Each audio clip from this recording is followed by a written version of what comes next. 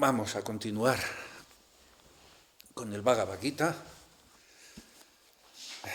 Nos quedamos la semana pasada en el verso 21 y vamos a comenzar con el 22, pero voy a repetir el 21 porque hoy una persona por privado en el grupo me hizo una pregunta relativa, que ahora os la leeré la respuesta, a quién es un maestro espiritual o quién es un gurú, quién es un maestro en general, ¿no?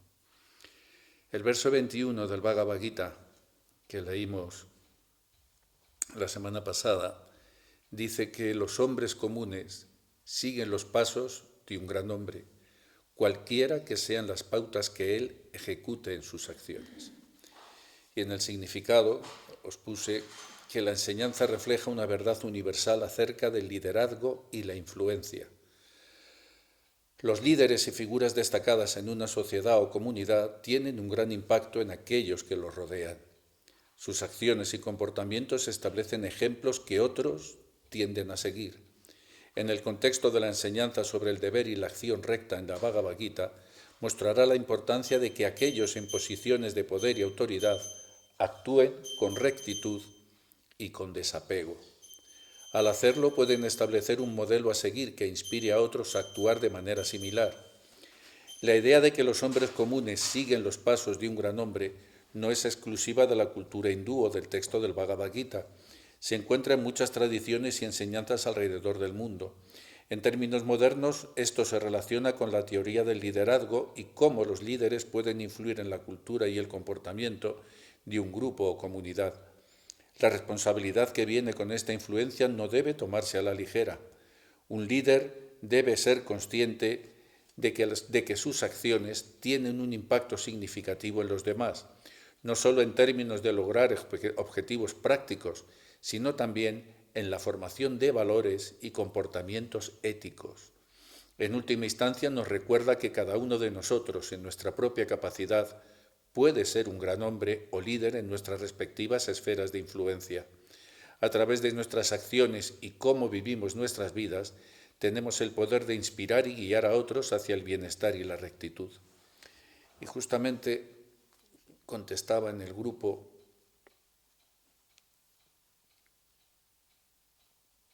esta mañana, puse esto. Alguien me preguntó por privado sobre quién es un gurú o maestro. A eso solo te puedo responder que la responsabilidad docente es, me parece, la distinción más importante que existe entre enseñar y adoctrinar. La responsabilidad docente, entender esto bien, la responsabilidad docente es la distinción más importante que existe entre enseñar y adoctrinar. El que enseña para su propio presente forma discípulos a su imagen. El que enseña para el futuro de quien le escucha forma personas libres, y formar personas libres requiere precisamente esa renuncia al ego que describes. No necesitar que el alumno llegue a donde tú llegaste, sino darle las herramientas para que llegue donde tenga que llegar. Esa es, en el fondo, la mejor pedagogía que conozco en toda la tradición que hemos recorrido juntos en todo este tiempo. Sócrates no daba respuestas, hacía preguntas. El Buda decía que su enseñanza era una balsa para cruzar, no una casa donde vivir. Krishna esperó a que Arjuna agotara sus propias certezas antes de hablar. Y Jesús enseñaba en parábolas, que son precisamente el instrumento pedagógico que no cierra el sentido, sino que lo abre, que invita al oyente a completar el significado desde su propia experiencia. Yo he recorrido el camino completo, el viaje de regreso, y he aprendido gracias a mis fracasos.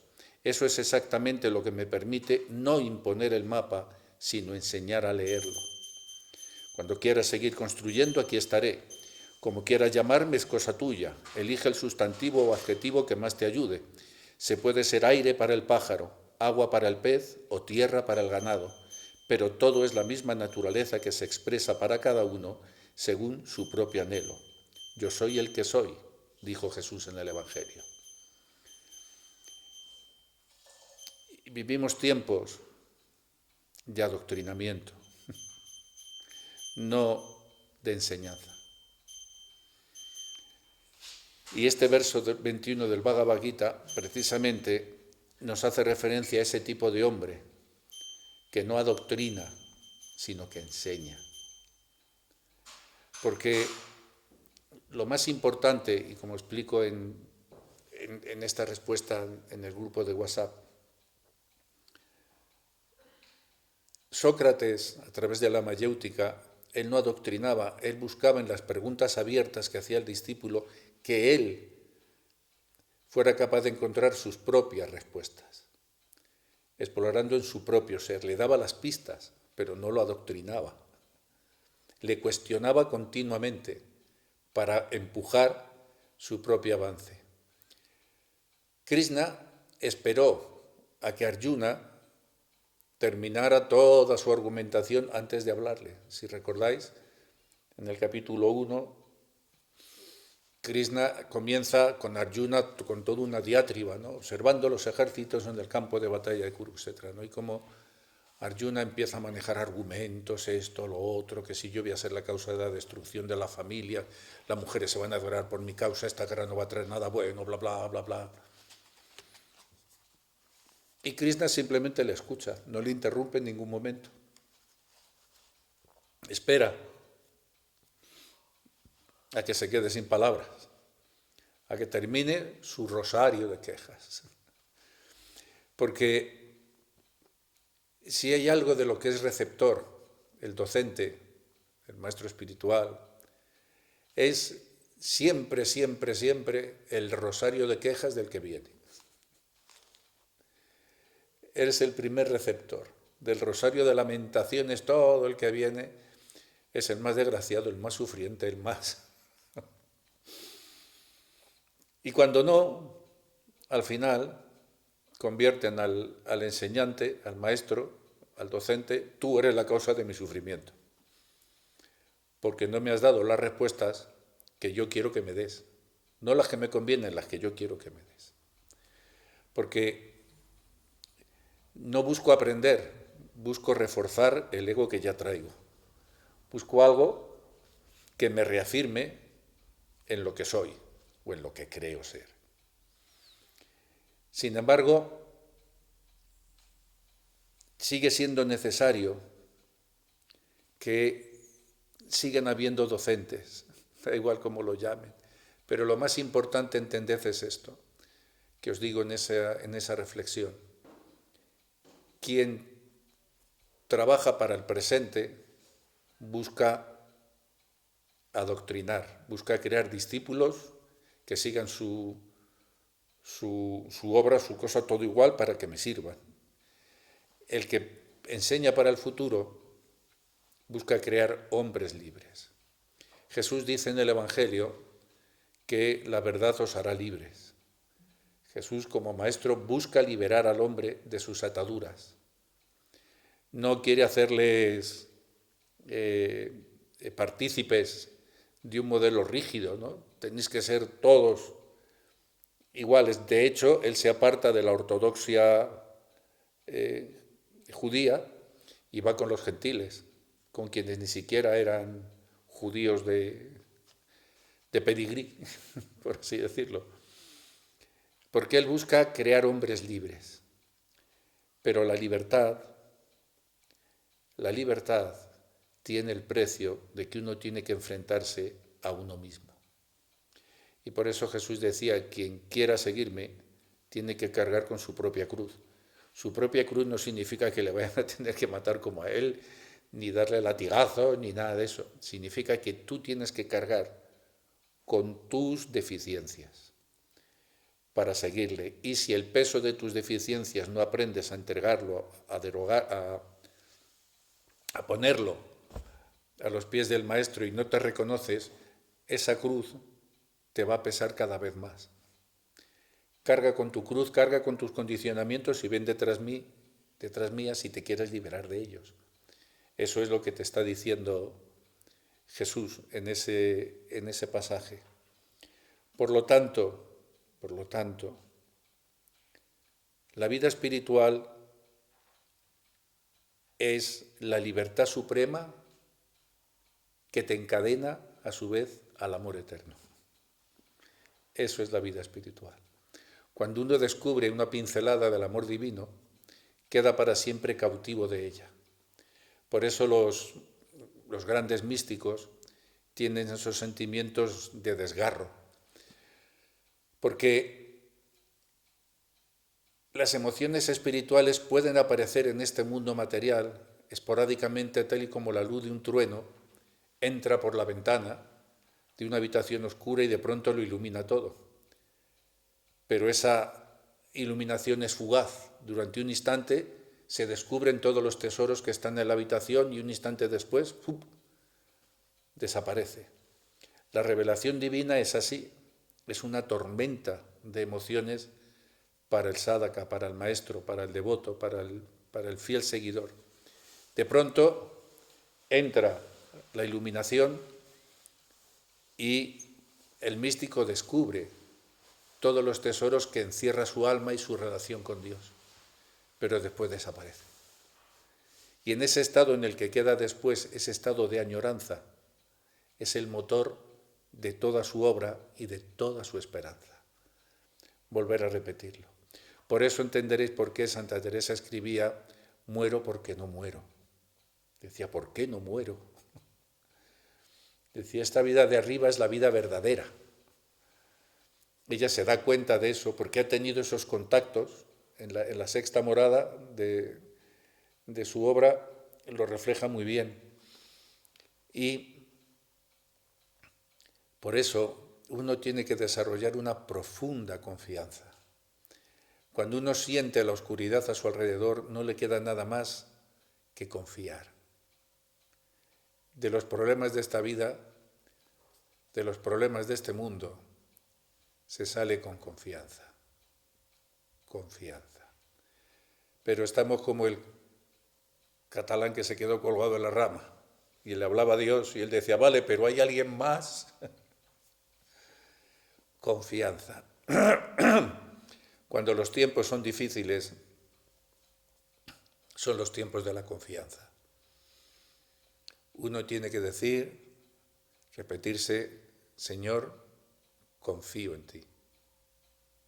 No sé cómo va a salir esto, pero yo confío en ti. La confianza es el motor que resuelve todas las cosas, porque las cosas no están y nunca han estado y nunca estarán bajo nuestro control. Nunca. Tenemos esa ilusión de pensar que podemos controlar algo, que podemos controlar nuestra vida, que la tenemos muy bien organizada. Ya tengo un trabajo, tengo una casa, tengo 2 hijos, tengo esto, ya lo tengo todo. En un instante la naturaleza es profundamente cambiante. Y todo el mundo está en su casa, uy, qué seguro está, y de pronto viene la dana, ¡pum!, y estabas en tu casa. Hay quien pensaba que uno se ahogaba en el mar. Y de pronto estabas en lo que tú crees que es el refugio seguro, tu casa, y te has ahogado dentro de tu casa. Porque toda la situación es cambiante. Entonces uno tiene que repetirse, confío en ti, confianza. No sé por qué pasa esto, no sé cuál va a ser el resultado, pero sea el que fuere, yo confío en ti. Confío. Y el que pone su confianza en Dios ya tiene andada la mitad de la jornada. Ya ha caminado la mitad del viaje. Porque sin la confianza no vamos a ningún sitio. A ningún sitio. Entended, la perentoriedad y la transitoriedad de este mundo es muy importante. Porque seguimos actuando en él como si fuéramos a permanecer aquí eternamente. Como si nuestras relaciones fueran a durar para siempre. Y hemos ido viendo cómo, de una u otra forma, en nuestro entorno, como las figuras de las acuarelas bajo la lluvia, se han ido deshaciendo. Todos los personajes que nos acompañaban en el escenario han ido desapareciendo. Han desaparecido mis padres, han desaparecido mis abuelos. Desapareció, aunque no era la muerte, mi primer amor, al que yo pensé que iba a ser, me había clavado. También desapareció ese dolor. No solo el personaje, sino el dolor que estaba asociado a él, también lo fue diluyendo con el tiempo. Aunque suena topicazo, ¿no? Pero ese dicho que dice que el tiempo todo lo cura. No es que lo cure, es que el tiempo coloca las cosas en su verdadera dimensión. Lo más importante es amar a tu enemigo. Eso es lo que decía Jesús, eso es lo más importante. No significa que si alguien te está tirando piedras tengas que ir a darle un beso y 2 abrazos. Significa que tienes que aprender a desterrar el rencor, a desterrar el odio de tu vida. Significa que Dios se aroma en el perfume de la rosa. La rosa no piensa, huelo bien o huelo mal. Es el instrumento, nada más. Y Dios se aroma en todos y cada uno de las entidades vivientes que están en este mundo. Y no solo entidades vivientes, en toda la materia. No hay nada que pueda estar fuera de Dios. Porque si pudiera haber algo fuera de Dios, entonces Dios también sería algo diferente. Sería uno más entre una colección de cosas. Por lo tanto, es duro entender, porque nuestra mente no quiere aceptarlo, es duro entender que todo está pasando en la esfera divina. Y entonces queremos aplicarle la moralidad humana a lo divino. Y entonces llegamos a pensar incluso, yo desde luego no haría esto, o yo no dejaría que pasara esto si fuera Dios. Eso decimos, si fuera Dios. Yo no dejaría que esto pasara así. Yo haría que esto pasara asá o de aquella forma.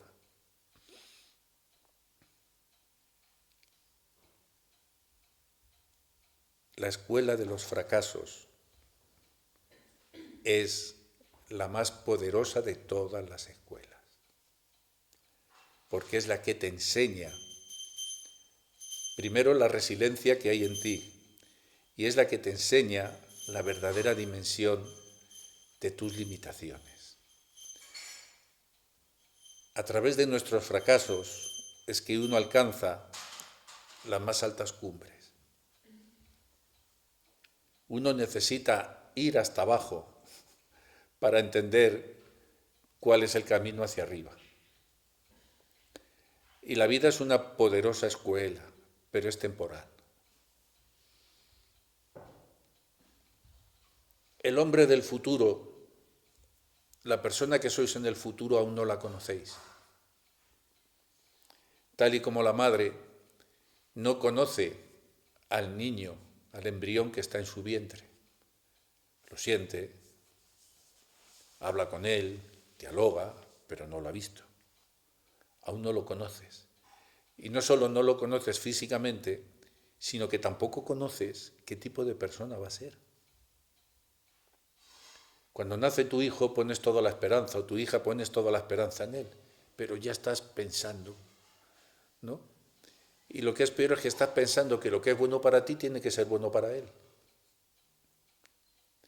Sin darte cuenta que él y tú, que tú y él, sois personas distintas. Tenéis caminos distintos.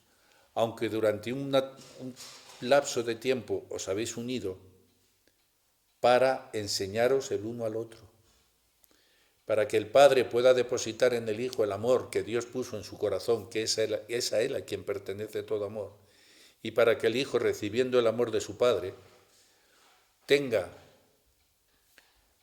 una cimentación, tenga una seguridad para poder emprender su propio camino, que casi seguro va a ser distinto al del Padre. Va a ser distinto al del Padre. Porque si no, estaríamos condenados a escribir la historia de cada hombre distinto exactamente igual.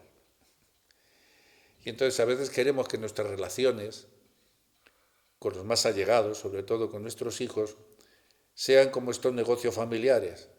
Taberna de Paco desde 1890. 7 generaciones sirviendo vino. Hasta que llegó y dice que yo no quiero servir vino. Me da igual que el padre, es que tu abuelo fue abogado, tu padre fue abogado.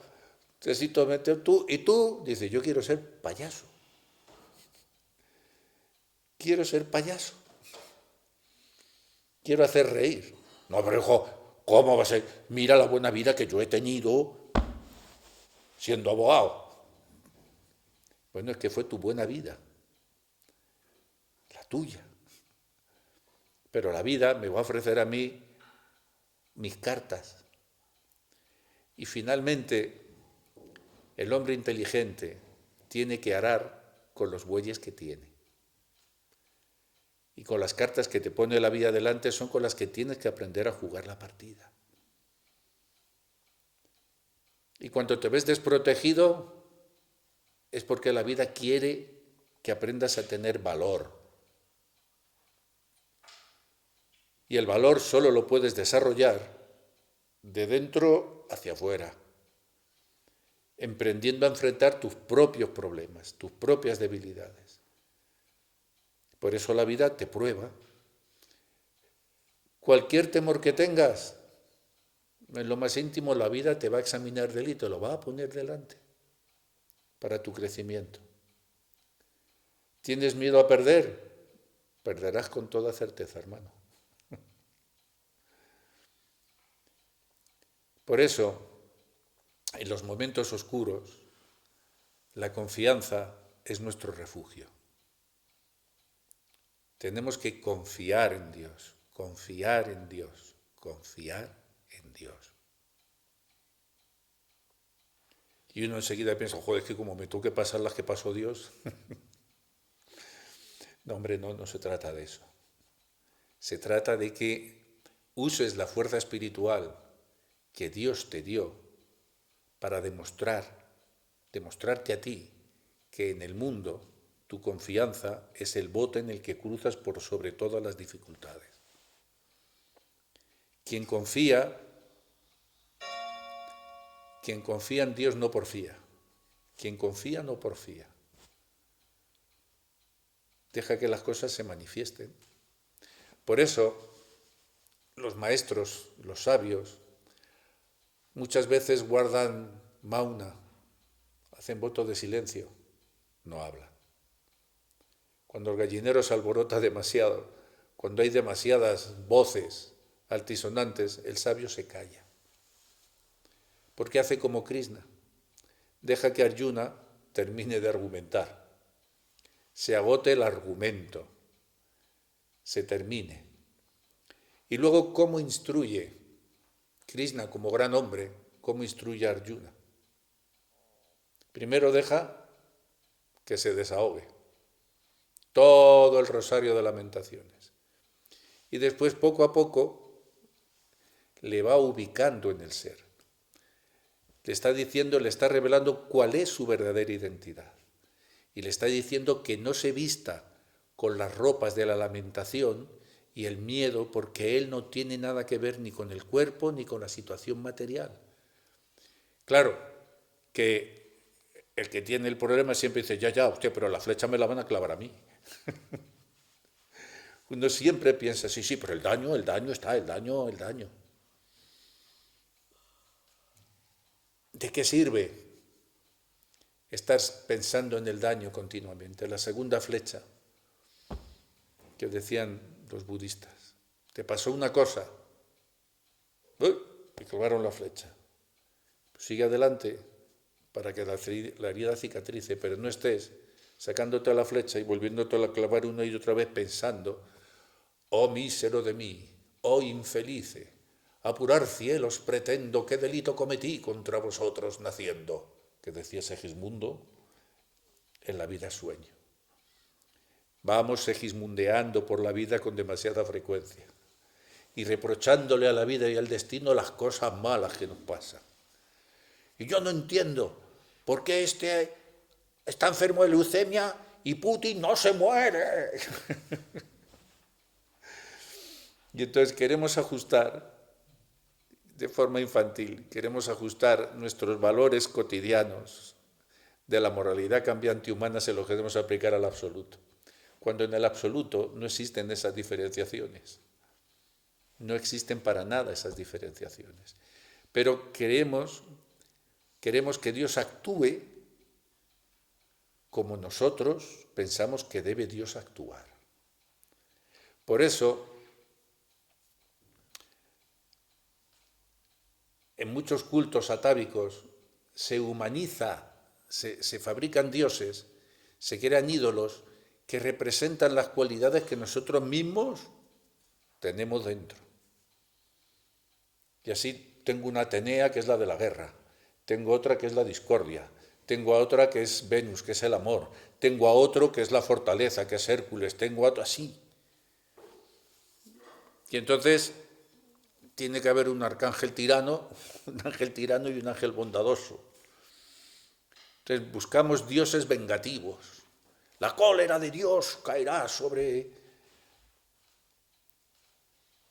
Y ahora lo estáis viendo en esta guerra ridícula que está teniendo lugar, que no es nada nuevo. En la Biblia, en Daniel, en el libro de Daniel ya se habla de que el rey de Grecia, el rey de Israel y el rey de Irán, que son principados demoníacos, estarán en guerra. Y así llevan tantísimos, no es de ahora, es de siglos. Están ahí dándose. Y uno le tira la bomba al otro, uno mata al otro y dice, ¡Allahu Akbar! Dice, Dios es grande mientras estoy tirando un misil para matar a cualquiera. Y el otro, exactamente igual. En el nombre de Jehová, patapón.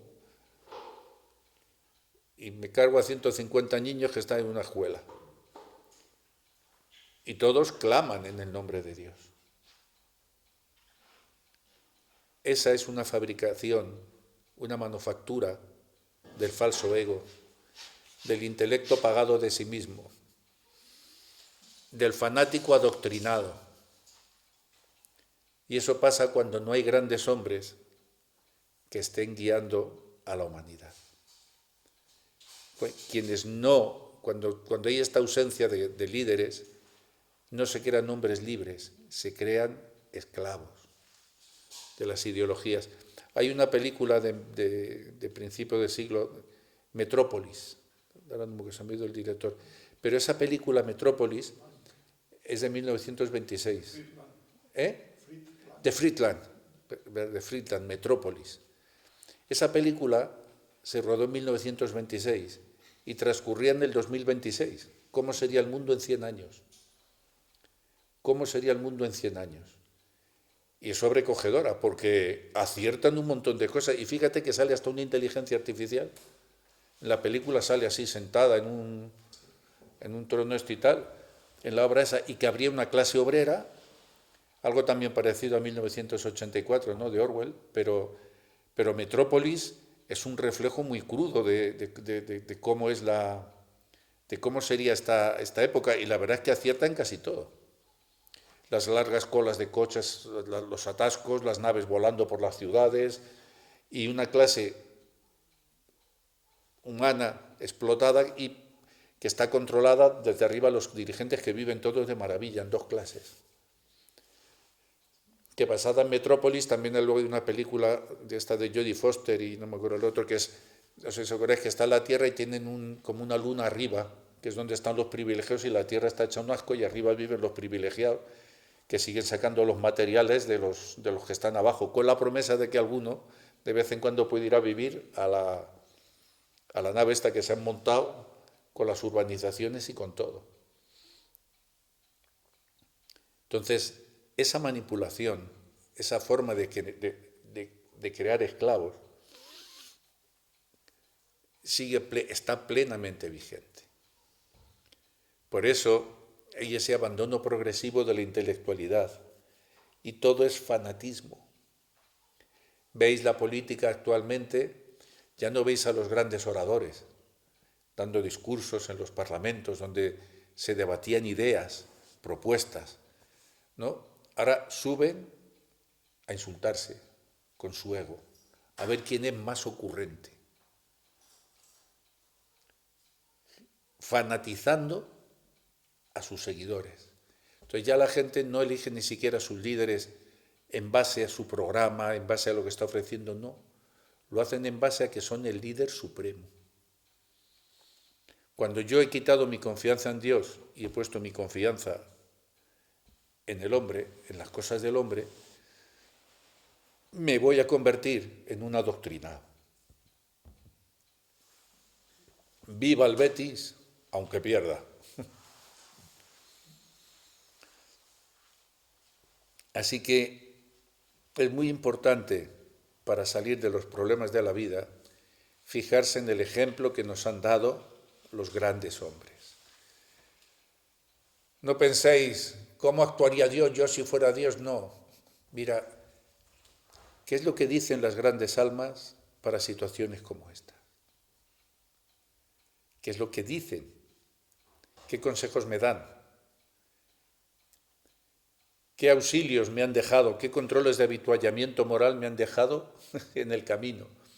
¿No? Porque es como los ciclistas que van allí pedalando y cada X tal hay el control de habituallamiento y te da una bolsa con alimento, con sales, para que cojas fortaleza y puedas seguir en el camino. Las enseñanzas que se han dado en todas las tradiciones espirituales son el control de habituallamiento, donde uno tiene que encontrar la nutrición, el alimento necesario para seguir hasta la meta final, para continuar hasta la meta final.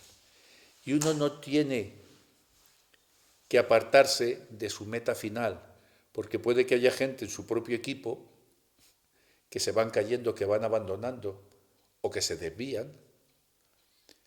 No estás aquí para ser pelotón, estás para llegar a la meta, aunque sea el último y en solitario, pero habrás llegado a la meta. No estás para ser gregario, estás para ser libertario, estás para salir. Obviamente es más fácil si lo haces en compañía, gente que piense como tú, que te ayude a crecer.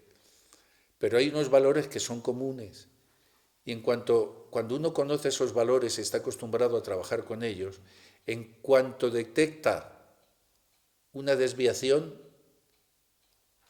lo deja, se aparta, no sigue por conveniencia.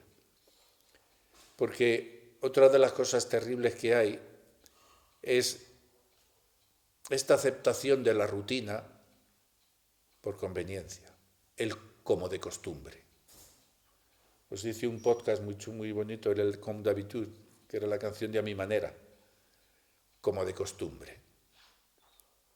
Pues no me voy a deprimir como de costumbre, no me voy a preocupar como de costumbre, y no voy a maldecir como de costumbre, y no voy a buscar más defectos en los demás como de costumbre, y no voy a estar llamando la atención como de costumbre.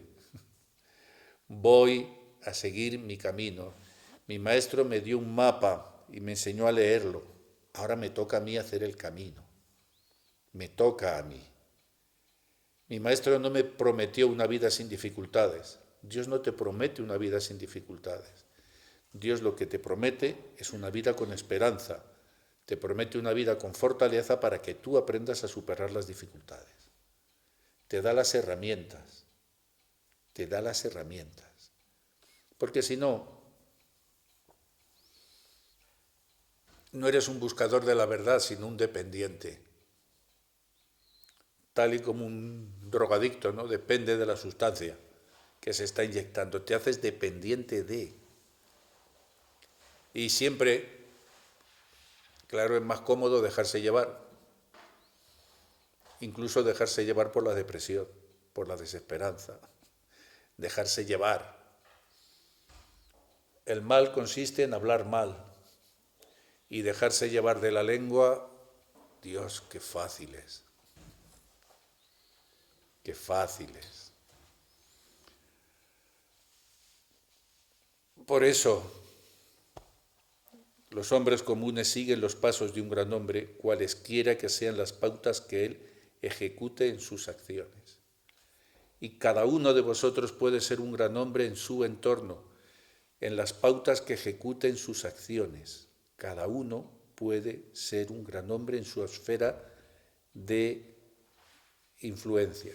Todo el mundo espera que venga el gran Mahatma para que yo le pueda seguir y así yo no tomo responsabilidades. Tú eres el gran hombre en tu vecindario, con tus hijos, con tus vecinos, con la señora que te cruzas en el supermercado, con el cajero del banco, con todos. Tú puedes ser el gran hombre, con ejemplos nimios que puedan parecer pequeños, pero con una sonrisa, con una ayuda, con un pase usted primero. Con todos y cada uno de esos pequeños gestos es con lo que se construyen los grandes caracteres. Tenemos que salir a la calle a regalar sonrisas, no a regalar amarguras. Pero somos expertos en comer hierba amarga.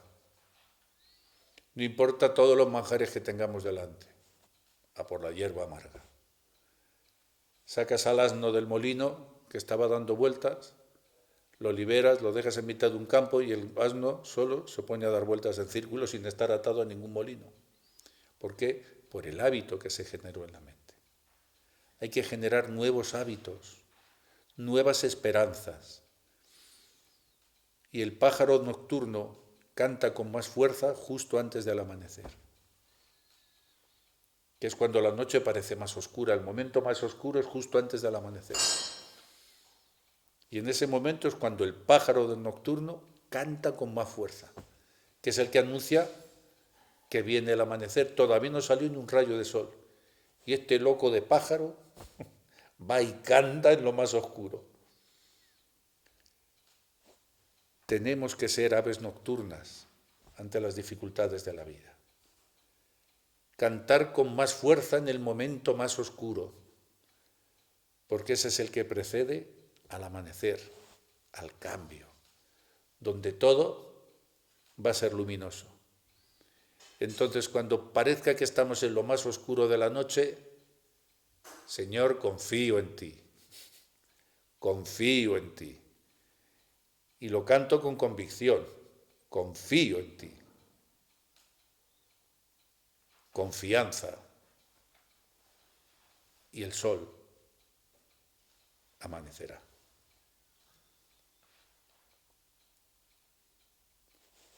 Ahora, si os dejáis influenciar, si os dejáis asustar por la oscuridad aparente,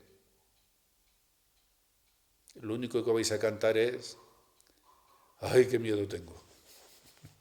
¡Ay, qué preocupación más grande! ¡Ay, qué va a pasar! ¡Ay, qué va a ser de esto! ¡Ay, qué va a ser de aquello! ¡Ay, qué va a ser! ¡Ay, qué va a ser del mundo! Lo que el Señor quiera. Como es, ya fue, es y volverá a ser. Vive en el hoy, en el aquí, en el presente. No te preocupes tanto por el futuro. La vida empuja a la vida. ¿Qué será de esta pobre criatura que se quedó huérfana sin tal? La vida lo va a empujar a la vida. Y no es el primero ni el último que, naciendo en la más absoluta pobreza, de pronto es un multimillonario 20 años después, al alcanzar la madurez. Miradle la historia, está lleno de casos de estos. Gente incluso yendo de un orfanato, ¿quién diría? Y de pronto, ¡guaca! Porque mucha gente se piensa que todos los ricos han tenido una vida fácil. Y no es así. Si miráis a los grandes magnates del pasado, a Rockefeller y a todos estos, mirad, tuvieron una vida durísima, durísima, hasta alcanzar el éxito. Y de pronto, ¡wow! Pero claro, como nosotros tenemos esa querencia materialista, estamos, ojalá a mí también no me importaría pasarlo más y luego me vienen los millones. Que no es eso. Que no es eso. El mayor tesoro es convertirte en un Mahatma, en una gran alma. ¿Y quién es una gran alma? Aquel que abraza el amor de Dios. Ese es una gran alma. No hace falta ser teólogo, ni conocer 100 salmos de memoria, ni 300 escrituras, ni viajar en este librito que os he hecho, El viaje de regreso, ni picotear de 100 doctrinas diferentes para quedarte con el regusto intelectual de, uy, ¿cómo estoy? Y te quedas allí en el bote y no llegas a ningún sitio. Hay que saltar del barco, hay que alcanzar la otra orilla y tener fe y tener esperanza. No os dejéis abatir por el miedo, por las dificultades. Tomad el ejemplo de las grandes personalidades que os rodean, que os han tenido, tomar refugio. Podéis pedir el consejo, podéis mirar sus enseñanzas, bucead en ellas, pero entended que al final el camino lo tenéis que caminar vosotros. El Señor te pone toda la ayuda, te da todo. Te da el mapa y te ha enseñado a que lo leas. Pero ahora el camino es tuyo. Al final solo estáis Dios y tú. En el Cantar de los Cantares, Salomón dice, mi amado es para mí y yo soy para mi amado. Eso es lo que importa, solo queda eso. Solo queda eso.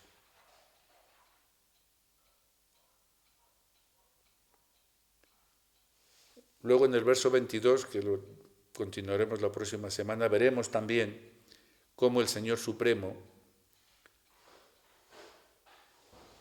cumple también con deberes prescritos. Y Él no tiene ninguna obligación, es el Señor Supremo. Pero aún así, Él toma una responsabilidad sobre su propia creación y cumple con su papel dentro de su propia creación. Es como que el autor que hace la obra no solamente la escribe, sino que se mete en la representación y actúa dentro de la representación porque toma la responsabilidad del guión que ha escrito y de cada uno de los personajes que están en escena. Y él mismo interviene, ¿para qué? Para que la función se pueda representar, pueda continuar. Él toma esa responsabilidad. El Señor no es que cree una historia, os suelta como si fuerais marionetas de un teatro y se sienta a ver cómo se llama la marioneta, ay, se me ha olvidado el nombre, Cachiporela, no, la que lleva el bastón que te da porrazos. En el teatro. Polichinela, ese, gracias a Diti, Polichinela, ¿no? Entonces, si no pone un polichinela que va y toma, toma, toma, y le pega hacia las brujas y se pone a ver todo eso, no. El Señor interviene en su propia obra, toma la responsabilidad de su obra y cumple con el deber de que el escenario esté siempre a punto, de que los personajes tengan lo que necesitan para desarrollar su obra, y Él mismo se involucra en la obra. Y a veces adopta el papel más difícil y más duro de todos. Y eso lo tenéis en la kenosis de Jesucristo. Adopta el papel más duro y más difícil, lo asume Él, directamente. Yo por amor vengo a sufrir por vosotros, pero no como una venganza, es que yo necesito ganarme vuestro amor. Y si para ganarme vuestro amor os tengo que mostrar esto, lo hago. Porque ya no es Dios, no es el hombre el que busca a Dios, es Dios quien está buscando al hombre. Por eso Él, aunque no hay un trabajo prescrito, ni Él en verdad está necesitado de ninguna de esas cosas, Él actúa así por amor. Bueno, pero de todo eso y muy profundo lo tenéis en este librito que os he preparado, El viaje de retorno. Porque nadie puede decir que ha viajado verdaderamente si no vuelve al punto de partida y entonces lo ve como es. Entonces puede decir que lo conoce. Entonces toda esa esencia la tenéis en el viaje de retorno. Con esas 84 páginas, os he condensado todo lo que se puede aprender en 1000 vidas. Pero no es para que lo aprendas así, es para que lo sientas. Es para que veas qué te mueve en la patata. Y ahí tenéis el ejemplo de un hombre que ha hecho el viaje y vuelve. Entonces todos tenéis que volver al punto de salida. Y entonces os encontraréis. ¿Por qué estoy aquí? ¿Para qué estoy aquí? ¿Cuál es el propósito de esta vida? Todas esas respuestas os serán dadas a su debido tiempo. Pero no dejéis que nada os aparte de vuestro avance interno. Dejad de mirar lo externo. Dejad de mirar las circunstancias. A mí me gustaría que esto fuera blanco, a mí me gustaría que fuera negro, a mí me gustaría que el templo tuviera la cúpula de oro, a mí me gustaría que los sacerdotes del templo contaran chistes. No, pues a mí me gustaría. Tienes que arar con los bueyes que hay. Ve hacia adentro. Busca la verdad en tu interior. Sé como el pájaro nocturno que canta con más fuerza justo antes del amanecer. ¿Capichi? Pues para hablar de esto, 46 minutos con 28, 29, 30, 31, 32. El tiempo sigue pasando ahí, lo tengo delante, es suficiente. ¿Tenéis alguna pregunta?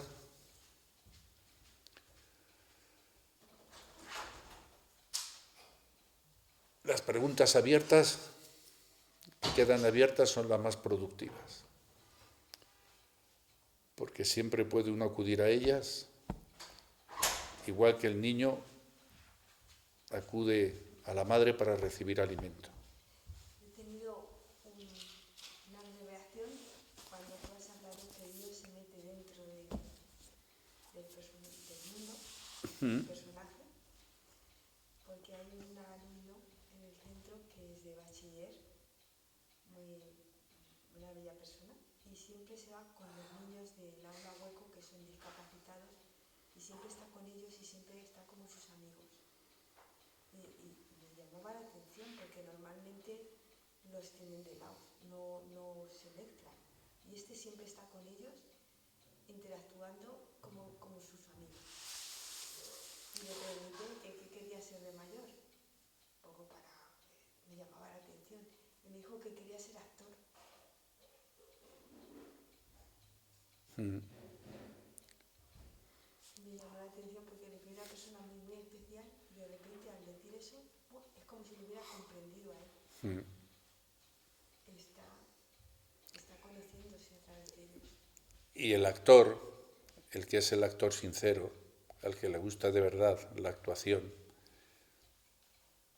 ser actor es algo maravilloso si eres capaz de entender lo que significa que puedes vivir muchas vidas en una sola. Puedes comprender muchas emociones si sabes interpretar bien los personajes que te asignan. Puedes vivir muchas vidas en una sola. Entonces, un buen actor puede sentir los sentimientos del personaje que está representando. Puede pensar como él, actuar como él, sentir como él, sin dejar de ser él mismo. Entonces, es una forma muy hermosa de crecer. Y él, si tiene esa querencia a estar con los niños, en vez de un alumno de bachillerato, en vez de estar de su edad ligoteando tal, está intentando empatizar con la forma de ser y sentir de ellos. Sí, así es. Y el Señor entra en su propia obra. Y todos le quieren muchísimo. Claro. A mí me encanta que esté, porque cuando está él está dando buen ejemplo, Claro. está enseñando. Dios entra en escena a través de ese actor.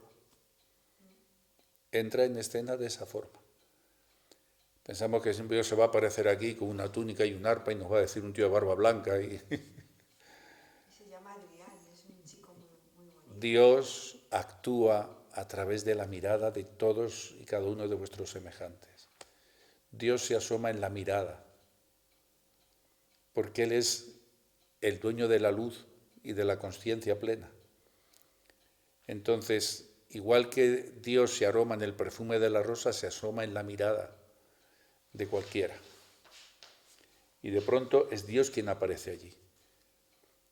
¿Quién piensas que es el que te ayudó cuando tenías un problema, el que te socorrió, el que estaba? Entonces sí, claro, hombre, fue Él, la persona que estaba allí, pero fue Dios el que movió el corazón de esa persona hacia ti. Y te mandó a un sirviente suyo. Siempre es así. Había una canción de los años 70 que decía, siempre hay algún milagro. Cuando a ti te ocurra debes comprender. Era una canción de los años 70. Bueno, pues el milagro de haber podido hablar 50 minutos de estos temas ha concluido aquí. Nos vemos la próxima. Gaura Premanande.